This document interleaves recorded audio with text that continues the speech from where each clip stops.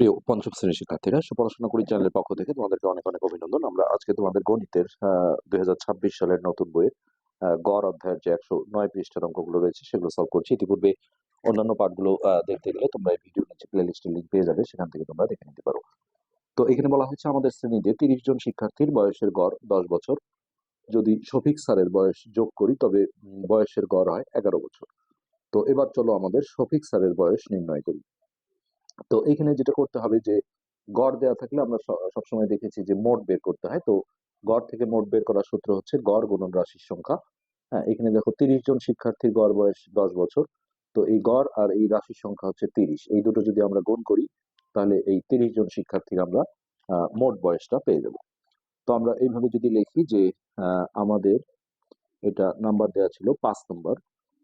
তো আমাদের, যেহেতু এখানে আমাদের দিয়ে বলেছে, আমাদের মোট বয়স, মোট বয়স।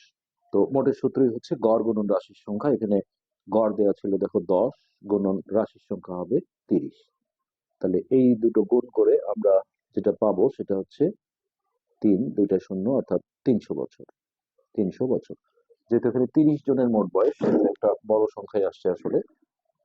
আসলে মানুষ তো আসলে 30 জন, সেক্ষেত্রে 300 আসাটা অস্বাভাবিক কিছু না, এটা মোট বয়স। তো এখন যেটা বলা হয়েছে যে শফিক স্যারের বয়স যদি যোগ করি তবে বয়সের গড় হয় 11 বছর। তো এখন দেখো, তাহলে এই শফিক স্যার সহ আমরা মোট কতজন সেটা বের করতে হবে। তাহলে শফিক স্যার সহ আমরা, তাহলে আগে ছিল দেখো 30 জন, তার সাথে শফিক স্যার যোগ করলে এটা হয়ে যাবে 31 জন।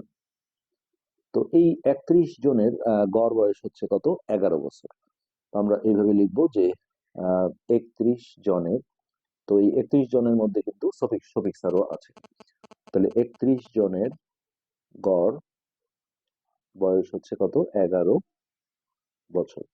তো এইখান থেকে আমরা দেখো 31 জনের মোট বয়স বের করব গড় গুণন রাশির সংখ্যা এই সূত্র দিয়ে। 31 জনের মোট বয়স, এই হলো গড় গুণন রাশির সংখ্যা হচ্ছে 31 দিয়ে এখানে আমরা বছর লিখে দিলাম। তো এইটা রাফে গুণ করে নাও, 11 কে 11, হাতে 1, 3 11 33, আর 34, অর্থাৎ 341 বছর। তো এখন আমরা যেটা করব, দেখো শফিক স্যারের বয়সটা আমরা পেয়ে যাব। এই যে 31 জনের মোট বয়স হচ্ছে 341।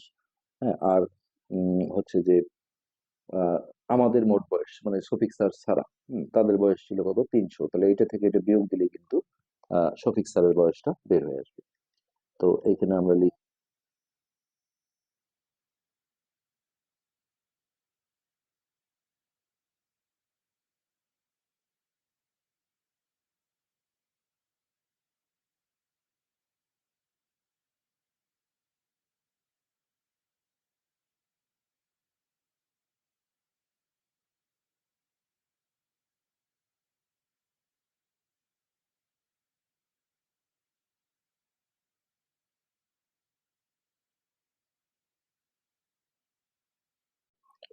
তো এবার আমরা এই 6 নম্বর যে অঙ্কটা রয়েছে, হ্যাঁ, এটা সলভ করার চেষ্টা করছি। এখানে বলা হয়েছে একটি সপ্তাহে সোম, মঙ্গল এবং বুধবারের গড় তাপমাত্রা, অর্থাৎ এখানে 3 দিন আছে 30 ডিগ্রি সেলসিয়াস।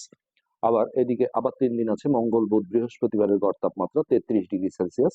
আর বৃহস্পতিবারের তাপমাত্রা দেওয়া আছে 35 ডিগ্রি সেলসিয়াস, হলে সোমবারের তাপমাত্রা কত? তো সিম্পলি গড় দেওয়া থাকলে আমাদের প্রথমে আগে মোট বের করে নিতে হয়। তো আমরা এখানে সোম, মঙ্গল এবং বুধবারের যে গড় তাপমাত্রা আছে একে আমরা যদি 3 দিয়ে গুণ করি, যেহেতু এখানে রাশির সংখ্যা আসলে 3, 3টা বার আছে, 3 দিন। তো এই 30কে 3 দিয়ে গুণ করলে এই 3 দিনের আমরা মোট তাপমাত্রা পাবো। তো আমরা এখানে করে রেখেছি, দেখো এই যে সোম, মঙ্গল এবং বুধবারের গড় তাপমাত্রা হলো 30 ডিগ্রি সেলসিয়াস। তো এইখান থেকে এই 3 দিনের মোট তাপমাত্রা হবে 30 গুণন রাশির সংখ্যা হচ্ছে 3, তাহলে 90 ডিগ্রি সেলসিয়াস। আচ্ছা, এরপরে পরবর্তীতে যেটা আছে সেটা হচ্ছে এই মঙ্গল, বুধ আর বৃহস্পতিবারের গড় তাপমাত্রা 33 ডিগ্রি সেলসিয়াস। তো এখানেও দেখো 3 দিন আছে, তাহলে এই 33কে আমি যদি 3 দিয়ে গুণ করি তাহলে এই 3 দিনের মোট তাপমাত্রা পাবো। তো আমরা সেটাই বের করেছি, মঙ্গল, বুধ, বৃহস্পতিবারের গড় তাপমাত্রা 33 ডিগ্রি সেলসিয়াস। তো এই 3 দিনের মোট তাপমাত্রা হবে এই গড় গুণন রাশির সংখ্যা, অর্থাৎ 33 গুণন 3, তাহলে 99 ডিগ্রি সেলসিয়াস। তো এই বৃহস্পতিবারের তাপমাত্রা দেয়াই ছিল, এটা আমরা তুলে নিলাম। এখন আমাদের দেখতে হবে যে এই তিনটা তিনটা করে যা আছে তার মধ্যে বৃহস্পতিবার কোথায় আছে, দেখো এই যে এইখানে বৃহস্পতিবার আছে। তো এই যে 99°C হচ্ছে মঙ্গল বুধ বৃহস্পতিবারের মোট তাপমাত্রা। এখান থেকে আমি যদি বৃহস্পতিবারের তাপমাত্রাটা মাইনাস করি, বিয়োগ করি, তাহলে এখান থেকে মঙ্গল আর বুধবারের তাপমাত্রাটা থাকবে।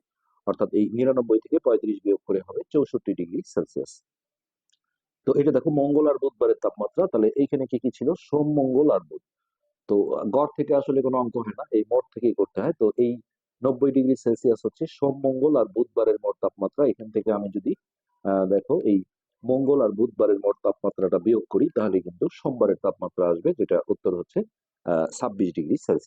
আশা করি বুঝতে পেরেছো। আজকের পাঠ আমরা এখানে শেষ করছি। ধন্যবাদ।